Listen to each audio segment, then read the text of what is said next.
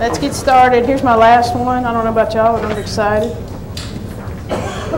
So this is the last of my series on colon, and the topic actually on the syllabus is diverticulosis. Well, that's fairly brief, so I kind of gave us an overview and maybe a plan to take care of kind of a lower GI bleed. And again, this is something that medicine has kind of taken over. In my career in medicine, this all used to be get admitted to surgery back when I was a resident, but now it's kind of come into the domain of certainly GI and interventional radiology. So we almost never see these, but you know, this is a little bit like peptic ulcer disease. Dr. McDonald used to talk about when he was a resident before proton pump inhibitors and all that, you know, taking out people's stomachs in the middle of the night was like draining abscesses. It was every night. And so things have really changed. But I've got kind of an algorithm, and it's a way to think through it. But again, I don't know necessarily how this would be asked to you on an ab site. I mean, you could certainly have to walk through this on some sort of oral exam. All right? All right, so just some numbers of how we expect these to show up. 80% of all GI bleeds are going to be upper, and only about 15% are going to be from the colon or lower GI bleeds, and a few of the small bowel. That's another topic. I'm not going to talk about that one, but we're going to focus on the 15% that are the colon. So, and the other thing to remember as we work these up and see these people in emergency rooms or maybe moonlighting or something, 15% of upper GI bleeds are going to present with hematochezia, and there's not going to be any vomiting of blood or anything from the upper source or at the upper orifice for us to kind of be led. So the good news is too that about 80 or 85% are going to stop spontaneously. Usually these are small vessels. They'll have enough of an episode of hypotension to clamp that off. So you may have some trouble finding it unless it's actively bleeding. Mortality of 2 to 4%. And that's going to be kind of the very elderly that's sick with something else first. Okay. You know, this chapter in SCORE was actually written by our former chairman, Dr. Turnage, and it's really kind of a nice outline kind of setup to it. So they list some high-risk features, and I don't know if they mean these high risk for morbidity or mortality, but you know, they're all kind of bad, and I guess bad for that 80% that aren't going to stop on their own. So of course, hemodynamic instability, you're starting kind of behind. Persistent bleeding, significant comorbidities, advanced age, previous history of lower GI bleed, which will hopefully help you make, you know, a diagnosis of what's going on this time, and any sort of aspirin or coagulopathy from, you know, internal disease or medications, anemia, and probably the most ominous one for us is bleeding in a patient hospitalized for something else. You know, that's just going to be a disaster. For the definitions, hematochezia is bright red blood per rectum, and usually in what I'm kind of focusing on is kind of a big bleed or an exsanguinating bleed, not necessarily an occult thing like you'd see in cancer or something that, you know, somebody's going to have to come in, be admitted to the ICU, and kind of worked up and figured out what's going on. But bleeding is usually painless. They may have some kind of cramping, abdominal bloating, because that blood is irritative to the colon and it's cathartic. So there's going to be an urge to have a bowel movement. But if there's abdominal pain and certainly peritonitis, you got to think something else is going on. Left-sided, just kind of in general, is going to be a brighter red. Right side has a longer transit time, so it may be a little bit darker or mixed in with the stool. Or if it's slow enough, you can see melena, which can be a little bit confusing. Okay, so these are your kind of divisions and how you need to start thinking about it as far as a differential diagnosis. An anatomic lesion, diverticulosis or hemorrhoids, and angiodysplasia. Those three are going to be most of it. And so if you think about those three first, you know, the other stuff, it will kind of present itself very rarely. So inflammatory ulcerative colitis, Crohn's, infectious, and those usually aren't going to have really a massive bleed. Cancer is usually not going to have a massive bleed. Sometimes you can get erosion into, you know, just the right vessel to where you've got to do something acutely, but those are usually occult. And post-procedures, anastomotic or post-polypectomy. You know, if you did a polypectomy on somebody yesterday and they come in with a lower GI bleed today, you know what's bleeding. Just mention these because these, you know, this is kind of good stumpy test question stuff. These people already have this diagnosis, but maybe they come in with a lower GI bleed. I mean, it's probably going to be diverticulosis or AVMs or something like that, but they can have bleeding sites just dedicated to these injuries. I mean, these, what do you call them, vasculitides, polyarteritis, nodosa, Wegener's, and rheumatoid arthritis. I've never seen any of that, so anyway. Ischemic colitis we'll see sometimes. It's usually an elderly patient. And it's a microvascular problem. So the mucosa is kind of the most distal part of the colon from its blood supply, so it's the most at risk. And you may see that as non-occlusive mesenteric ischemia. That's kind of the ICU patient that's on pressors, and they'll have a bloody bowel movement. So usually this isn't, kind of a massive exsanguinating bleed, but it'll be mixed in with the stool or the diarrhea. It's usually limited to the mucosa. They have some vague abdominal pain and a diarrhea with some amount of stool in there. But most of those people are going to get, kind of better. You just kind of IV fluids, antibiotics, and watch them, bowel rest, and they're going to be okay. But the ones that are more kind of an embolic or thrombotic problem, they'll have profound ischemia, and they're going to present not with the bleeding, but with an acute abdomen from the piece of bowel that's infarcted. So that's a much more urgent situation. It's a lot more dramatic presentation, and that's going to be a bad patient. It's a high mortality because they're sick with something else. They're usually critically ill and a lot of comorbidity, so that's going to be a bad deal. Risk factors: end-stage renal disease on hemodialysis. On hemodialysis, there are episodes of hypotension, so that's not uncommon. And then just kind of the old guy with cardiovascular disease and somebody that's in the hospital right now on pressors. These are the ways to think about the inflammatory conditions. Again, you're probably already going to have this diagnosis, and now you're going to come in with a GI bleed. You got to think about diverticulosis or angiodysplasia, but these can certainly happen. Ulcerative colitis, about 15% of those patients are going to have some episode of bleeding. Crohn's very rarely will have an acute bleed from the colon. They're usually more of a abscess, fistula kind of presentation. The infectious ones that show up, that E. coli one, see that all the time on test. Salmonella typhi, C. difficile, and CMV is showing up more and more, kind of the transplant patients or the AIDS patients. Radiation to the pelvis and GYN and prostate tumors, but that's only common in the first year, kind of in the acute time of the radiation. And AIDS, CMV most common in that one, but there's a thrombocytopenia associated with AIDS, and so they can have more bleeding from fissures or perianal disease than some fungal things.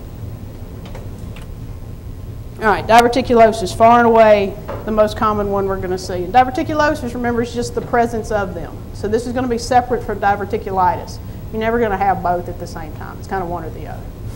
So diverticula, of course, most common in the sigmoid, but some of those, well, 4% of those are going to be not involving the sigmoid and further upstream. And over a person's lifetime with diverticulosis, certainly more as you get older, but only about, at most, a 5% risk of bleeding. Kind of surprising is, even though there's more diverticula in the sigmoid, it's a little bit more common to have those bleeds coming from the right side of the colon. And they kind of postulate that the bleeding is from trauma to that vasa recta, because the diverticula on the right side is a thinner colon wall, thinner mucosa, and that's subject to a lot more stretch and trauma on that vessel at the top of the diverticulum, so a little bit more susceptible to trauma. So here's kind of the good part to kind of remember, that surgery is unlikely to be necessary if less than 4 units are transfused in 24 hours. So they say 99% will stop bleeding if you only got to give them that much blood. That's still a pretty good amount of blood to sit there and watch. Transfusion triggers are usually kind of dependent on the health of your patient before anything happens. A hemoglobin of 7, for somebody with comorbidities, you're not going to let them get that low, but 4 units in 24 hours is a good amount of blood. And even if they do need more than 4 units in 24 hours, only about 60% of those are going to require surgery. So, it's pretty rare to operate on these people. It's pretty rare to operate on them emergently. Here's a picture. This is like the best colonoscopy ever. I don't know how they were able to do this, but you can see, can't see my mouse, right here. Blood's obviously coming out of that diverticulum. There's obviously something else going on up there, but that's not what we're interested in right now. But you can see it running out right here, there. So it's just kind of a nice picture. You almost never see that. Angiodysplasia is certainly number 2, probably right second to it, probably equal distribution. Some other names you'll see are arteriovascular malformations, AVM is what we used to say because that's quick and easy, or vascular ectasia. These are also most common in the right colon and cecum. Also, you can have them in the small bowel, not uncommonly in the small bowel. And good news is there are usually many of them, so you may not know which one you're having to deal with. Bleeding for them is usually a little bit slower, kind of an intermittent and chronic situation. and it's rarely massive. So these are only going to be about 4% of lower GI bleeds. You can usually find them, I mean, we'll see them on colonoscopies that we're doing for other things. You can localize them with that, a bleeding scan, or an angiogram. We're going to talk about those three in a second. So here's a picture that you'd see on endoscopy, just kind of a tangle of blood vessels. And I mean, we just do diagnostic colonoscopies, but they recommend if you ever have the opportunity to cauterize one of these, don't just go right at the middle of it, kind of inject around the periphery, and then cauterize kind of almost in a spiral. You take care of it that way, kind of sneak up on it, so you don't hit it right in the middle and then you've got an uncontrolled bleed. We see these all the time on colonoscopies. Okay, so here's kind of we'll start on the algorithm of how we're going to deal with this. And it's much more important to know where is the bleeding than necessarily what is bleeding.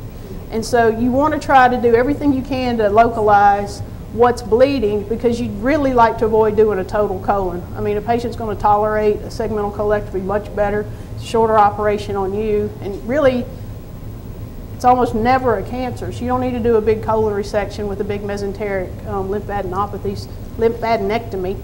And so you just do, you just address what's bleeding. So you want to localize it and take out the minimal part that you have to, if you have to. It's pretty rare to have to. So the first thing to do is to place an NG tube, okay? 15% of hematochezia is actually from an upper GI source, and upper GI bleeds are infinitely more common, so rule that out first. And you don't have to do that with an EGD. Place an NG tube, you lavage some fluid down in there, you aspirate it. If you get bilious fluids, you've got an idea what's going on in the duodenum, and no blood, you're done. You don't have to do an EGD. You don't have to do an EGD right now. The other thing that they kind of cautioned against many times, I guess somebody that wrote the chapter has been bitten, was to do at least an anoscopy, if not a procto, in this setting, and rule out that source as a common source. But if you can't find it, can't control it, and you do a total abdominal colectomy and it was bleeding in the rectum, wrong operation, right? So that's pretty easy to do too. So once we do those things and we've still got a patient that we think is bleeding in their colon, there's kind of 3 different routes we can go. As surgeons and kind of the immediate availability to us, we would almost think colonoscopy next, because it's quick and easy to get. But these patients aren't prepped. Ideally we're going to do this prepped. And they actually make an argument for, unless they're exsanguinating, to prep them, the blood may be kind of dramatic in what's coming out with that colon prep, but you're not going to worsen any bleeding that's already going on. You'll just actually see it coming out. So this is the algorithm. This is actually pretty nice. The colors are a little bit obnoxious, but it's pretty easy to follow. And so the 2 greens at the top were the NG tube and the anoscopy to rule out the upper GI source and the rectum. And so this is kind of where it gets down to the rubber to the road. And you got to figure out, what's your definition of moderate versus massive. Massive is going to be a patient that you've got to resuscitate a little bit more, maybe, started with a little bit lower hemoglobin or kind of a little bit more frequent bowel movements. But moderate is probably where most people are going to go. And, you kind of feel bad sitting here in the surgery grand rounds, calling on radiology is the first step. But, that's a good way to get in a good pissing contest. But, red cell scans, we don't get those very often, and we don't get them. I mean, they're done fairly often, and I think they're very helpful to an extent, though, but they almost all end up going this way. But you may not want to start here. This is a little bit more intense test. You've got a patient that's maybe a little bit volume depleted, certainly maybe a little bit hypotensive, so you kind of worry about giving them a dye load that the kidneys are going to have to handle. So the nuclear scan is really a nice place to start. We just don't get them a lot, or we're not involved when that part's done. So we're going to kind of go through the bottom half of this for a second. So colonoscopy, pros and cons. I mean, it's easily available, and it's nice, and it's precise localization, maybe. But I mean, if somebody's got diverticular, they probably got more than one, and you may not be able to tell which orifice that blood's running out of. So if you can find it, great, but chances are you're probably not. There are therapeutic options, all the little bells and whistles, epinephrine, coagulation clips, banding, and you can ink, the area. If you can't control it, that's a nice guide to use if you have to go to laparotomy. Cons, difficult, if it's not clean, you're not going to be able to see anything. sometimes it's difficult to tell which one is bleeding, and it requires sedation. And you know, this patient's not doing great, but these other ones, you're going to have to take them off to radiology to a different suite to kind of get this done, and it's certainly another service you've got to involve. But colonoscopy, you know, is not a great first test necessarily. So you want to do it as soon as practical. If the patient's stable, prep them and try to scope them the first, say, 12 hours. And again, you know, most of them are going to stop on your own. So hopefully you can prep them. You may scope them and not find anything. You may not find what you were looking for. So the tagged red cell scan, it's a nuclear medicine scan, and a check with radiology. You know, how much blood do they have to take out and label and mix with whatever. It's only about 3 cc's. So kind of the important part to get a positive test is that the patient has to be currently bleeding for it to be positive. And it's very sensitive, where you can detect a bleeding rate of 0.1 cc per minute. That's nothing. It's very sensitive, but it's not specific as far as site. I've got a picture in a second to show you the kind of image you're going to get. So they say if they're negative, patient's not bleeding, set them up for a colonoscopy. Not one down the road, because you're worried about this patient kind of rebleeding. But you know, during this hospitalization in the next day or two, if they're not bleeding, prep them and scope them. If it's positive and stable, you know, you're going to have to determine that definition by yourself of what that patient is as far as stable, supportive care, and expect them to stop. And then you can look at them electively. If they continue to bleed, you've diagnosed that with the red scan, and they say, go to an arteriogram. You know, and depending on the volume of the bleed, you may be ready to go to surgery. But I'll show you the picture in just a second, and I'm not sure I'd want to take somebody to surgery just based on these images, because I think it's still going to be hard to find. So a lot of times the radiologists are going to kind of demand that you have a positive red cell scan in, you know, kind of that marginally stable patient before they go ahead with their arteriogram. So here's the picture you get for a bleeding scan. You get kind of that hazy silhouette. You can kind of see the heart, great vessels and all that. And you read the images like this. So you start seeing this little fuzzy kind of outline over here on the patient's right flank. And it kind of traces the path of the right colon. So, you know, I think this is a lateral, so that's why it doesn't look the same. But you can kind of convince yourself that that's probably in the cecum and kind of tracing up the right colon. All right? That one I might feel confident with if I had to take that one to the operating room. Here's another one. It's a little bit fuzzier picture. But, you know, you kind of see this, and this is the first image. You're like, well, what's that? Turns out that's the bladder. The bleed is right here somewhere in the midline. It looks like it's bleeding a little bit more vigorously. I don't have the times in between these images, but it kind of starts in the midline and traces off toward the right flank too. So I'm not sure that we have it very well localized to go in there and just do an operation. And they actually said you probably don't want to operate based on one of these, because, you know, when you go to operation, the cirrhosis side looking at the bowel is going to be normal. So how are you going to know what to take out? In the blood, you can see it through there, but it can go back and forth with peristalsis. So the angiogram is done by interventional radiology, and again, you've got to be actively bleeding, and you've got to be actively bleeding a little bit more than for that nuclear scan. So up to about, well, as low as half a cc per minute. Certainly faster than that, you're going to get a better picture. Sensitivity is 85%, you know, because they may not be bleeding by the time you get there. And specificity is 100%. They can locate the exact vessel that's bleeding. Doesn't require any sort of prep, and they recommend doing it if they're, you know, not quite as stable, maybe a little bit more tachycardic, urine output's not so great, and for a recurrent bleed. So they also recommend, since most of these are going to be in the right colon, shoot your SMA first, go where the money is, and then kind of your second, you know, second most likely spot is going to be a more distal source, so shoot the IMA. And celiac, hopefully you've ruled out needing to do that by whatever you've done to check out the upper GI tract. Super selective, they can identify the exact vessel, and they, depending on your radiologist and kind of their techniques, they can do some sort of embolization. They used to do vasopressin infusions for like 6 hours, which they get a vasoconstriction and you'd address that vessel, but you know, there's systemic effects for that, so you worry about somebody that's got bad cardiovascular disease doing some sort of vasopressin infusion. So they do a little embolization. Of course, with the risk of that is infarcting that piece of bowel, and this patient is not so great as hemodynamically, you worry about renal failure and contrast allergy. Here's the picture you'll get for that. It's SMA arteriogram. Sorry, it's a little bit dark, but you got a nice picture of the SMA, and it's real kind of bright, timed on the capture phase of their of their injection. And if you don't see it, it's right here. You kind of see a little flush right here.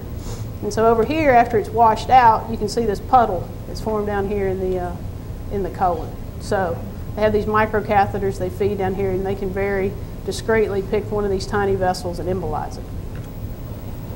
All right, good, we're almost done. So this is just your reminder on your algorithm.